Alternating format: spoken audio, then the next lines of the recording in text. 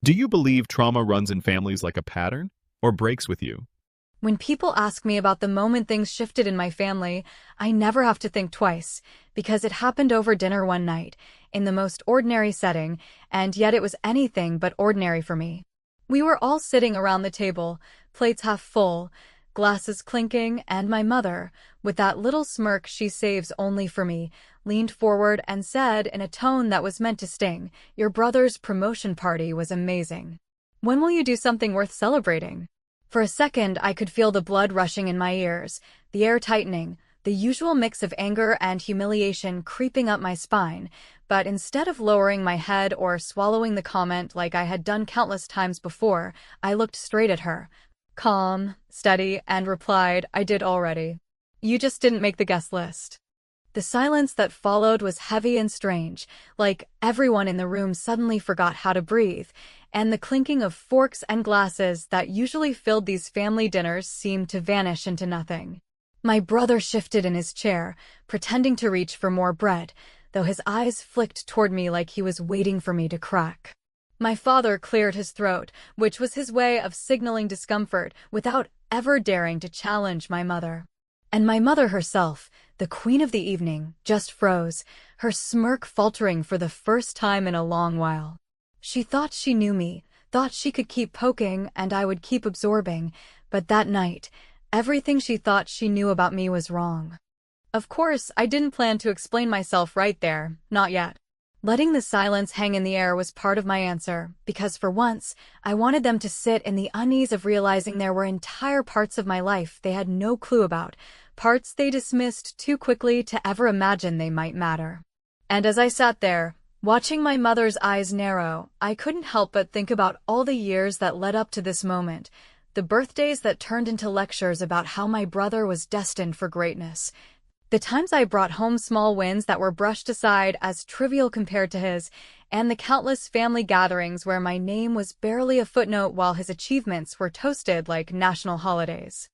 I remember once, years back, when I landed my first serious job, one that I worked endlessly to get, with late nights, constant interviews, and rejections that nearly broke me. I walked into the living room, contract in hand, proud and eager to share the news, only to be met with a half-hearted, "That's nice, dear," from my mother, followed immediately by a phone call she made to her sister bragging that my brother had just been given extra responsibilities at his summer internship.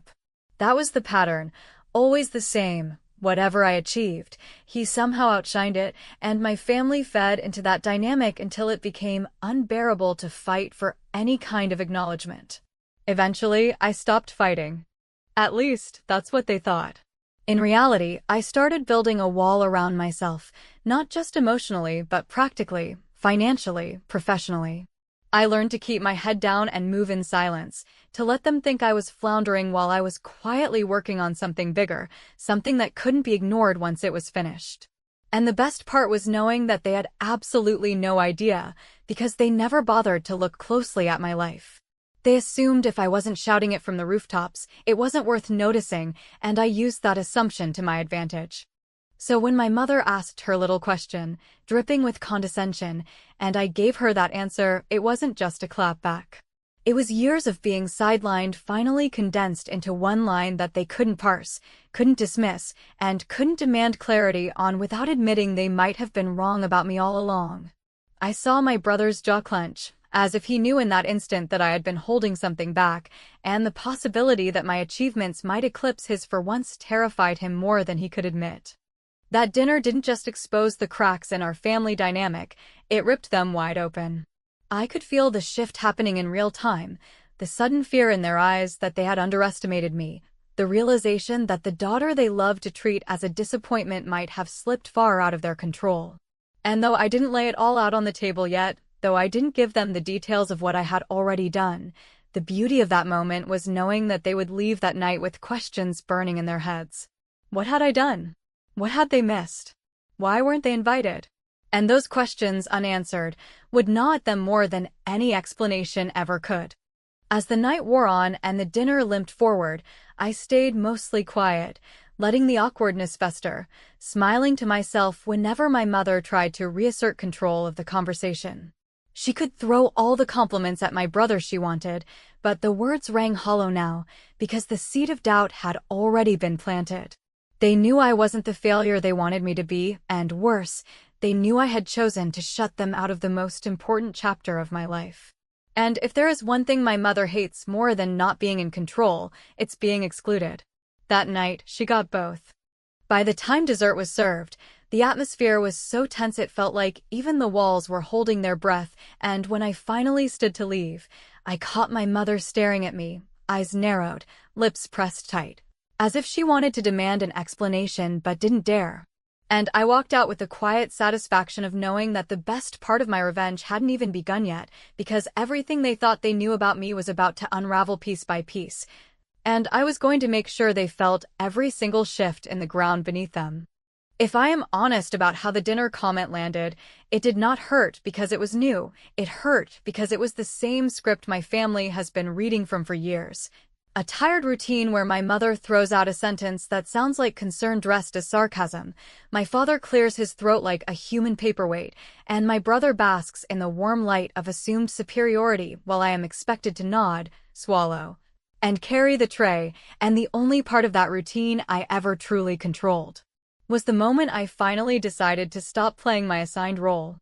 There were so many small examples that stacked up and built a wall between us that I could lean on when I needed to remind myself I was not inventing this. Like the year I graduated and showed up with a job offer that took months of rejection and a brutal second round to land, but the living room conversation pivoted within minutes to my brother's new responsibilities at his internship, which, to be clear, were the kind of minor tasks that teach you where the copy paper lives, yet somehow they were framed as if he had been asked to steer a ship, and I remember standing there with the offer letter in my bag while my mother told a relative on speakerphone that he was clearly going places, then looking at me over the top of her glasses like I should be grateful to witness such momentum up close. When you get that message over and over, you start structuring your life around the assumption that no one here will clap for you, which sounds bleak, but for me it turned into the one thing that saved my sanity, because the lack of applause gave me privacy. And privacy gave me room to build without interference, so I stopped bringing home little wins for inspection, and I stopped loaning out energy and money like a revolving door, and I started testing what would happen if I did not rush to fix everything they let slip just because it was easier for them when I did. I used to cover things no one asked me to cover out loud, but everyone agreed I would pick up, like the family phone plan that somehow became my problem when a discount ended, or the streaming accounts no one wanted to set up with their own cards, or the deposit on a rental for a holiday weekend that miraculously came due right after I got a bonus. And at first I told myself I was being generous and practical, but the truth is I had been trained to be the safety net that makes other people brave, and once I saw it that way I could not unsee it, so I started replacing habits with boundaries that sounded simple on paper and felt like rebellion in practice.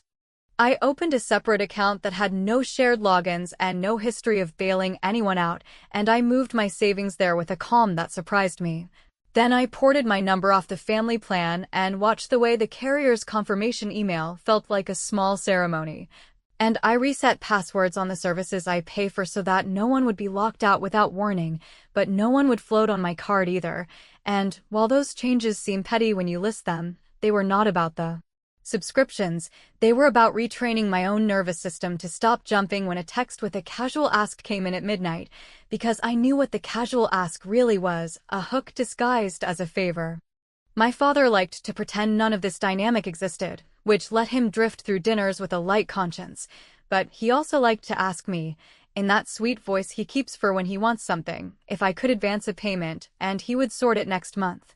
And I used to say yes, because it felt cruel to say no to the parent who was not actively sharp, yet every yes made me quietly resent him and myself, so the next time he asked I took a breath and told him I could not do it, and he nodded like he understood, then called my mother, who called me, and the conversation lasted long enough for me to see the cycle spin in real time, at which point I said I loved them, I truly did.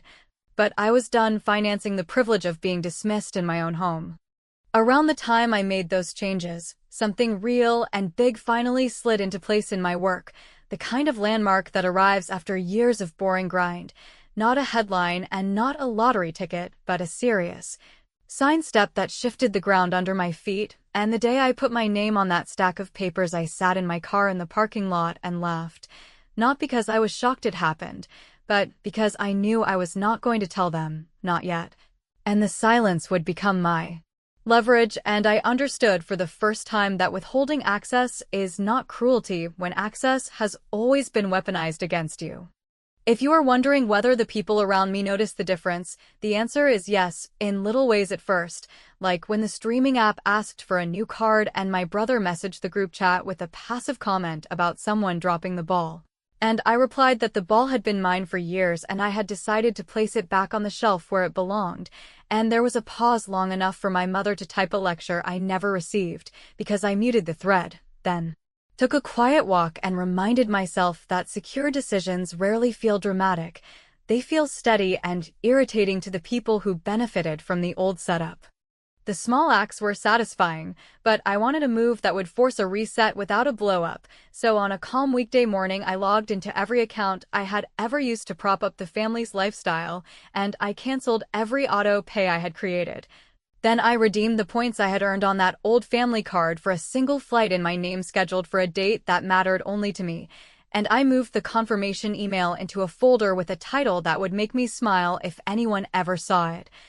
And when the inevitable questions started, I let the texts pile up while I read through the new contract one more time, because the paper I had signed meant the quiet boundary I drew that morning was not a tantrum, it was a preface. And by the time they realized the cushion was gone and the usual favors were not coming, I was already stepping into a room they could not enter, which, as it turns out, was the first clean slice of revenge I allowed myself to enjoy. If I had to explain how the thing I built managed to stay invisible to the people who watch me the closest when they want something and look through me when they do not, I would start with the simple truth that privacy is not secrecy when the quiet is earned. Because I did not go underground out of shame, I went quiet because the noise in my family made me doubt my instincts, and I needed the kind of stillness that lets you hear your own plans forming, so while they were debating centerpieces for a promotion party that had nothing to do with me, I was spending long evenings in a borrowed workspace with my friend Maya, stitching together a service that solved a boring but expensive problem for mid-sized companies. The kind of problem no one posts about and everyone pays for when it goes wrong, and we built it with contracts written in plain language, with onboarding that did not require an army, and with a promise that no one would be left refreshing a help page at midnight while their manager yelled about compliance. It did not start glamorous, and it did not explode overnight, which was good for me because I had no appetite for hype, and every small pilot we ran taught us where the mess actually lived, not where executives pretended it lived. And when a regional holding company came to us after hearing that our rollouts were on time and our invoices did not read like riddles, I kept my voice steady, walked them through our terms, and refused to perform the kind of gratitude dance women are taught to do when someone finally recognizes their work, and the person across the table respected that calm enough to slide over a draft agreement that would cover several of their subsidiaries under one umbrella, with a confidentiality clause that said I could not post about it, brag about it, or hint at it until after the first phase closed, which suited me perfectly because silence had already become my armor. I remember the day we signed, not because I popped anything or posed with a pen, but because I sat in my car and read the language twice to make sure my name was printed exactly the way I wanted it. And then I sent Maya a voice note that sounded more like a deep breath than a celebration, and we promised each other we would keep the machine boring and the results loud only on paper. Which is how grown success looks when you are done trying to convince people who will never clap anyway, and while that first phase moved forward, I kept my family at arm's length, not because I was playing hard to get, but because I had learned that the moment you hand a detail to a person who benefits from misunderstanding you, the detail becomes a weapon. And I was not interested in arming anyone. What I have not said yet, and what makes the timing of everything almost too clean, is that one of the subsidiaries covered by that umbrella was the very company my brother had just been promoted in. Not in some flashy division, but in the unit that would rely on our service to fix the exact bottlenecks he had been praised for managing, which meant that while my mother was cooling leftover cake from his celebration and telling me to find a path worth honoring, the system that would make his performance look effortless had my name written into the vendor table, and the only reason he did not know was the same reason I did not tell them about the flight, the new account, or the canceled auto pays. Because withholding access from people who misuse it is not cruelty, it is maintenance. There is a particular kind of power that comes from honoring a legal promise and an emotional boundary at the same time, and I felt it every time I logged into the admin dashboard and saw our pilot metrics creeping into stable territory. Because I knew that when the first internal announcement went out, the managers would receive training invites from my company's domain with my signature at the bottom, and there would be no way to spin that as a fluke or a favor. It would simply be a fact that had been true for weeks while they were busy ranking children at dinner, and I would not need to raise my voice to make it land. I would only need to let the calendar do the talking. Even so, I did not want the reveal to feel like a public shaming that could be dismissed as petty. I wanted it to read as a boundary that had matured into leverage. So I scheduled the first manager training for a date that I knew my mother had been planning, a small follow-up dinner to relive my brother's promotion glow, a habit she loves because it turns one event into a season. And then I drafted the session outline with extra care, not to show off, but to make sure the work spoke for itself. And when I hit send on the invitations, I did it with a steady hand and a quiet smile, because even without a single word from me, the moment that email landed in my brother's inbox would become the first undeniable crack in the family story about who builds and who benefits. For the first time in a long while, I let myself savor the idea that nothing dramatic would be required for me besides the grace to stay seated while other people's assumptions rearranged themselves. And as a small added step that I admit was designed less for strategy and more for satisfaction, I updated the guest list in my phone for any event tied to my company to include the friends who carried me through the years when no one in my family even asked what I was building, and to exclude the relatives who only ever show up to take pictures with wins they did not help earn, which meant that when the news finally circulated inside his office and the dominoes started to fall, the people who would understand the work would be there with me. And the people who expected a front row seat without lifting a finger would be staring at a closed door they did not know how to open. And if you think that sounds harsh, remember they taught me the shape of the door. They just never imagined I would be the one holding the keys. The thing about revenge that actually heals you is that it stops looking like payback and starts looking like maintenance you should have been doing all along, which is why the days after that dinner did not turn into a chaotic montage of confrontations and slammed doors. They turned into a quiet checklist of grown choices that I moved through with the calm of someone who finally trusts her own judgment. So I began with the ordinary, but essential. I reviewed every place my name had been used as a cushion for someone else's comfort, and I closed the cushions one by one. I returned the spare keys that made my time feel communal without my consent. I canceled the little family subscriptions that had been silently siphoning from my card. I removed myself from group chats that only lit up when someone needed a favor, and I made it a point to keep my voice gentle whenever anyone pushed back, because there is nothing more disarming than a boundary delivered without heat, especially to people who are used to getting their way through volume and guilt. While I did that, I made sure the foundation of what I had built would be steady no matter how loudly my family protested once they finally connected the dots. So I called Maya and we walked through every deliverable, every dependency, and every contingency as if we were preparing a launch in a storm. Not because I was worried about the work itself, but because I knew the reveal would shake personal ground, and I refused to let it shake professional ground, which meant confirming our timelines with a regional holding company, reconfirming access permissions, checking that our training materials were clean of any language that could be twisted into bragging, and sending a brief note to the project sponsor about my availability in the coming days. A polite message that would look innocuous to anyone else and felt to me like placing a hand on the shoulder of the future and telling it to stay. I also did something that would have embarrassed the version of me who used to apologize for taking up space. I made my presence in the project unmistakable without ever raising my voice. which meant my signature on the training invitations was not buried in a footer. It was placed clearly under the session title where any manager could see it, and I made sure the calendar name displayed my full name and our company's full name. Not initials or a vague department label, because I was done shrinking to keep family dynamics from wobbling, and if a certain manager in a certain subsidiary happened to be my brother, then that was not a trap I set, it was a mirror I cleaned. On the personal side, I preempted the stories I knew would bloom the minute my mother felt excluded, because the way she handles a bruise is by narrating it as a theft, so I wrote a short, careful email to both parents, not a manifesto and not a plea. Just 3 long paragraphs that explained, in plain words, that I would no longer mix family roles with financial or professional access, that I loved them enough to make distance where closeness had been weaponized, and that any communication about my work would go through the same channels everyone else used, not through back doors, not through guilt, and not through comments at dinner meant to draw blood, and I hit send without waiting for permission or applause. Then turned my phone face down and made tea that tasted like a decision I should have made years ago.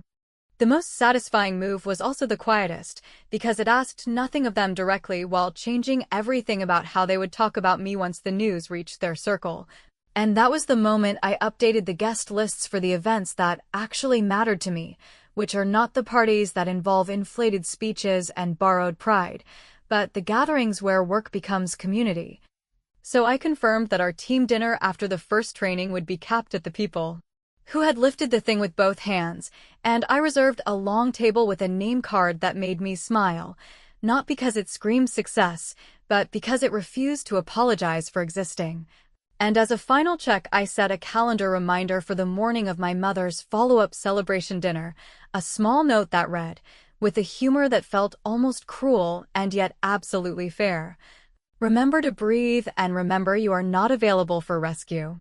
By the time the day of that follow-up dinner rolled around, the invitations to the manager training had been delivered and accepted. The internal announcement had gone out with our company named as a partner. The schedule showed my sessions sitting there like a quiet lighthouse, and I walked into my parents' house with the steady posture of someone who does not need to prove anything, only to maintain her boundary. And as I took my seat and watched the familiar ritual begin,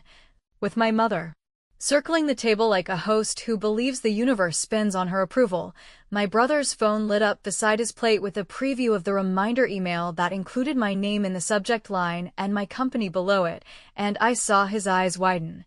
then dart to me, and I smiled in a way that said nothing and everything at once, because this time I would not deliver the explanation they wanted. I would let the room sit with the truth it had spent years trying to ignore, and I would wait, patient and unshaken, for the first person to ask a real question. When I think back to that evening, the one that was supposed to be another ordinary family dinner where my mother turned the spotlight on my brother for the 100th time, I realize it became something else entirely. Because while she was busy laying out desserts and clinking glasses to prolong his glow, the truth was already circulating beyond the walls of that dining room, quietly rewriting the script of who actually held weight in the world they dismissed me from. And I did not even have to raise my voice or tap my fork against a glass to command attention. I only had to sit still and let the notifications speak louder than any toast could. I watched the moment my brother's phone lit up with a reminder about the training session, the one carrying my company's name and my signature, and for a second he stared at it as if his screen had betrayed him, his face tightening in disbelief. And then he tried to lock the phone quickly, hoping no one else had seen, but I had already caught my father's curious glance and my mother's hawk-like eyes narrowing because she recognized that his reaction was not casual, it was defensive, and in my family, defensiveness was the scent of something valuable being hidden, which meant her control was about to be challenged in ways she could not immediately manage. She tried to pivot the energy of the table by raising her glass again, forcing everyone to repeat another shallow round of applause for my brother's so-called accomplishments, but the sound was hollow and brittle because even if the details had not been shared yet, the shift in the air was undeniable, and the certainty that there was something bigger than the script she had been forcing for years sat in the room like an uninvited guest that no one knew how to confront. I did not interrupt her toast. I did not interrupt anything. I simply leaned back and let the silence drag after her words, and when the conversation faltered into nervous chatter, I finally said, in a calm voice that carried just enough weight to freeze every fork midair, that it was interesting how some people love to celebrate titles while ignoring the engines that make those titles possible. And then I folded my napkin slowly and set it on the table as if to punctuate the sentence. My brother's face turned red. My father cleared his throat with more urgency than usual, and my mother leaned forward with that sharp smile she uses when she feels cornered, the one that means she is about to strike, and she asked me directly what I meant by that, as if daring me to admit something she could dismiss as exaggeration. I held her stare, took a measured sip of water, and told her that sometimes the most important accomplishments do not come with balloons or family speeches. Sometimes they come with signed contracts and responsibilities that shape other people's futures. And whether or not she considered that worth celebrating was no longer my concern, because I had stopped auditioning for her approval long before she realized she was not on the guest list. The room was so quiet after that statement that even the sound of a chair creaking felt loud, and I let them all sit in it. I let them process the fact that while they had been toasting my brother's promotion, he had been promoted into a system that now depended on me, and while they had been dismissing my work as vague or invisible, it had grown into something powerful enough to decide how his success was measured. And while they had been cutting me off from celebrations, I had been cutting them out of access to the most important chapter of my life. The irony was sharp enough to cut the air, and for once I did not feel the urge to soften it. I did not list numbers, I did not brag about revenues or milestones, because those details were not the point. The point was that their version of the story was broken, and they would now have to rewrite it without me handing them the script. I could see the panic in my mother's eyes as she realized that whatever narrative she had spun about me being the one who lagged behind could no longer survive in the light of this truth. And I could see the way my father avoided looking at me because he knew he had enabled it, and I could see the confusion on my brother's face as he struggled to understand how the person he had mocked for years now held authority that made his role look smaller. When I finally stood up from the table, I did it without dramatics. I did not slam a chair or storm out. I simply gathered my things and thanked them for dinner as politely as if nothing seismic had occurred. And then I walked out into the night with the calm of someone who had not only won but had done so without lifting a finger in anger, and the most satisfying part was knowing that every minute after I left, they would sit there replaying what I had said, what I had not said, and what it meant for the family order they had clung to for so long. The victory was not in humiliating them, because humiliation fades once people find excuses. The victory was in the permanence of the shift. The irreversible knowledge that they had underestimated me for years while I quietly built something larger than their favoritism, and that they would never again be able to dismiss me without also dismissing the foundation their chosen son now depended on. That was the silence I wanted, the silence that finally spoke for me more powerfully than any raised voice ever could, and as I drove away, I knew that, even if they never clapped for me, I had made sure they would never again sit comfortably in the lie that I was not worth celebrating.